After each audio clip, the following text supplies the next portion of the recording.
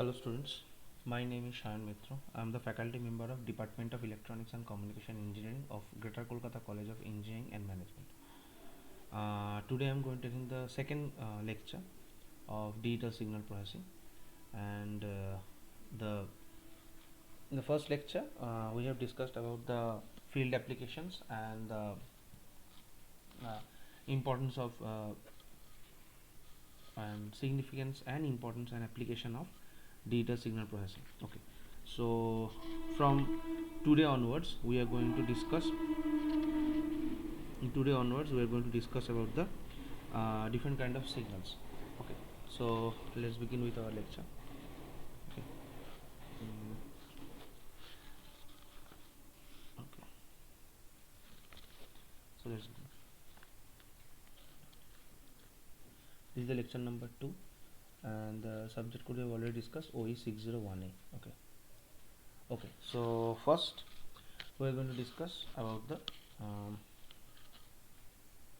discrete time signal. As we have already discussed about the continuous time signal, where we have taken mm, the value of the function with time. So in case of continuous time signal, we have already discussed about the variability of continuous time signal. Now from this lecture we are going to discuss about the discrete time signal. Now what is the basic format of a discrete time signal? In case of a discrete time signal, we can see here that the value of the function at very specific time interval, we recorded the value of the function at very specific time interval. Okay, so from this specific graph we can see that at 0 the value of this function is this.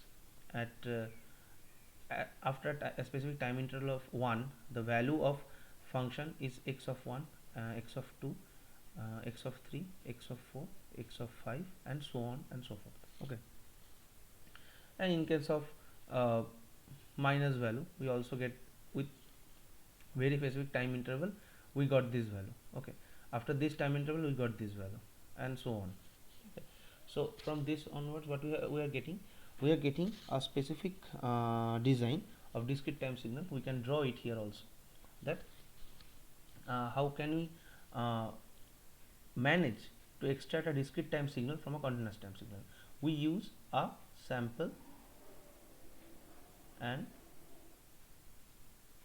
hold circuit. Using that, as we know that we have a continuous time signal, suppose this is a continuous time signal. Okay, so to convert this continuous time signal into a discrete time signal, what we do is that we take sample values of this continuous signal at very specific time interval. Now this specific time interval will be very much constant. Okay, now suppose this is a continuous time signal. Now as we are converting this continuous time signal into discrete time signal, what we do, we take the sample values. Now suppose if we have to take sample values at very specific time interval, we have to take a time interval which is constant. Okay, now suppose we took a value of 1 as the time interval, or we could also take 2 or 3 or 4, any n number of value. We will describe this function as capital N or small n. Okay, depending upon that we can resolute to describe a discrete time signal as x of n t, where this time period will be constant. So as we can see, the value of t is constant. We can rewrite this discrete time function, or we can say the signal, as x of n. Now from this time onwards we are going to describe a discrete time signal as x of n, or in either way we can say that we will describe x of n as a discrete time signal. Okay, so Now if we have to summarize, the extraction of a discrete time signal from a continuous time signal is, in a way we can describe it, that we will use a sample and hold circuit. Using that we will extract the discrete time signal from a continuous time signal using a simple sampling process, where we took the time interval as a constant. We can take the time interval as 2, 3, 4, any kind of value, but it has to be a constant value, and depending upon that we get the values here. So this picture is not right. If you take this picture also, this is the time difference.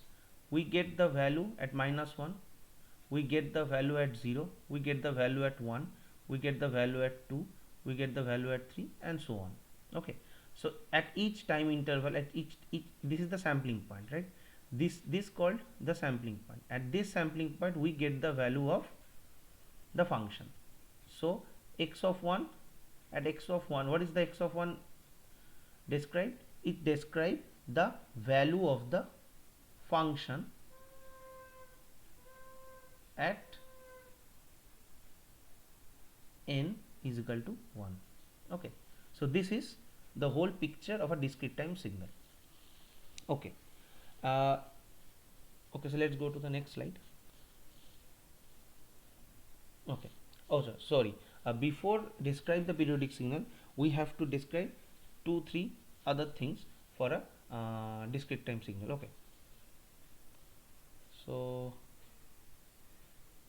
using that, so before go to the periodic signal, we let understand another important factor of a discrete time signal. Okay,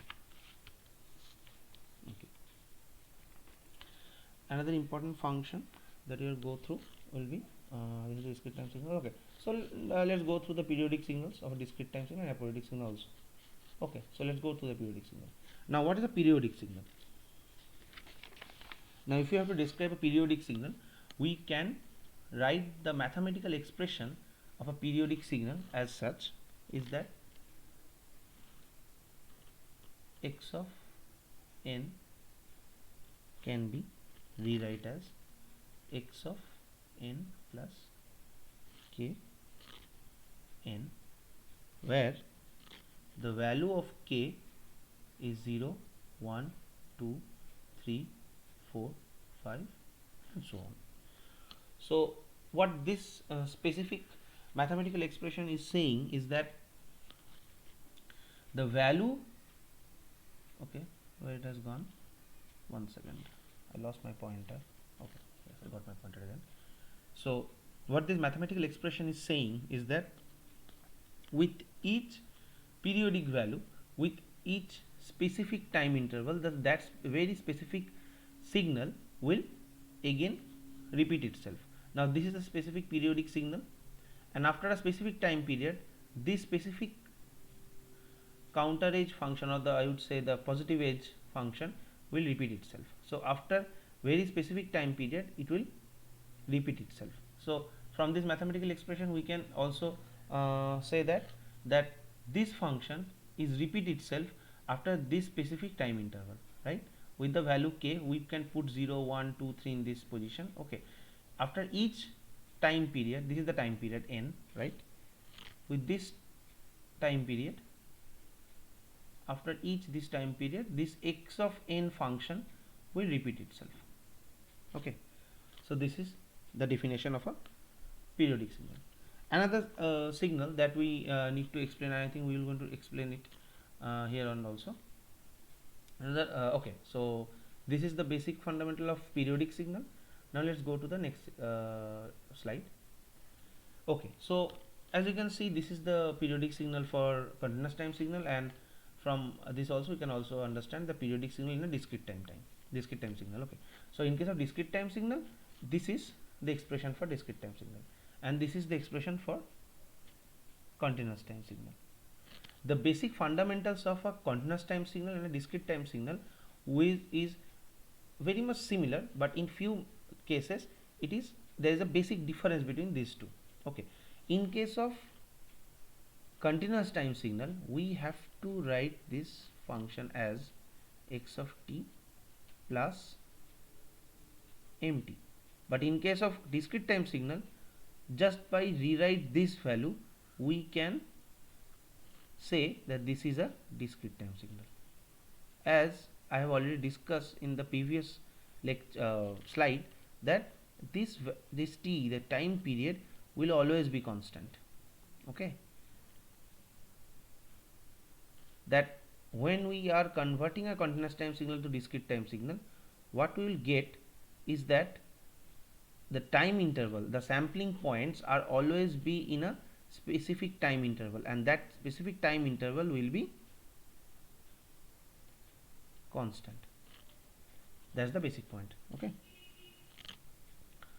now I have already discussed these things. Okay,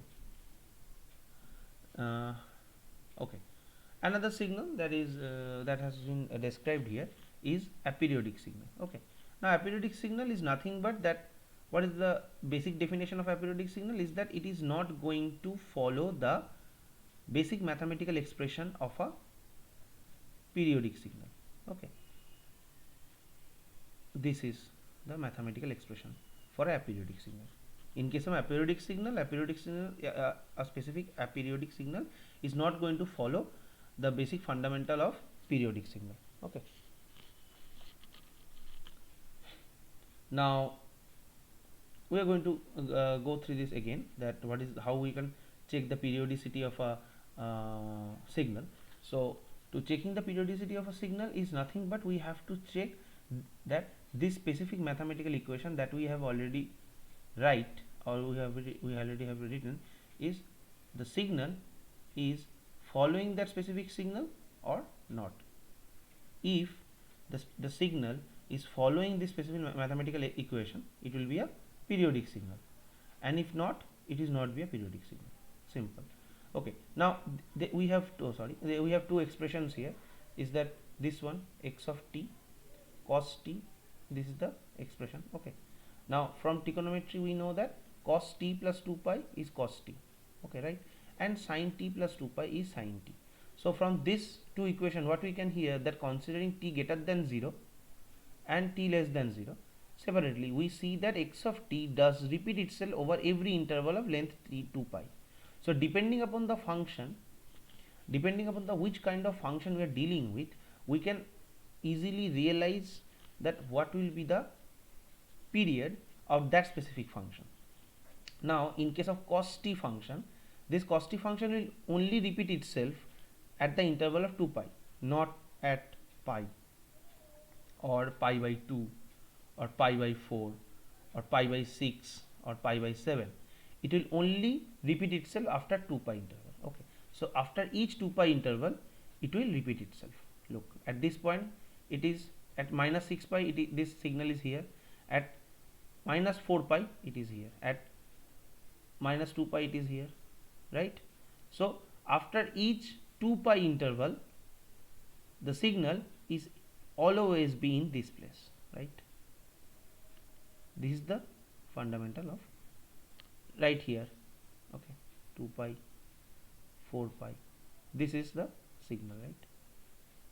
So after each 2 pi interval, this function is repeating itself. So this is the checking of the periodicity. Okay, so here on in the next lecture we are going to describe about the causal signal, non-causal signals, and we'll get a brief description. We'll give a brief description about the impulse signal and step signal. Okay, thank you.